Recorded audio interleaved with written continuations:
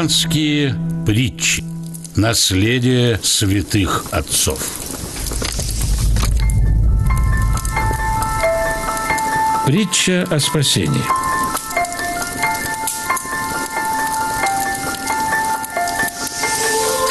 «12 лет Авва Иоанн Фивейский служил больному старцу Авве Амою.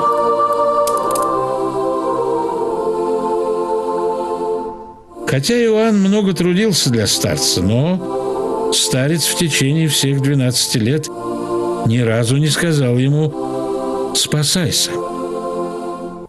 Когда же настало время кончины Аввы Амоя и собрались к нему старцы, он взял Иоанна за руку и сказал ему: «Ты спасен, ты спасен». И, обратившись к старцам, присовокупил: «Это ангел, не человек».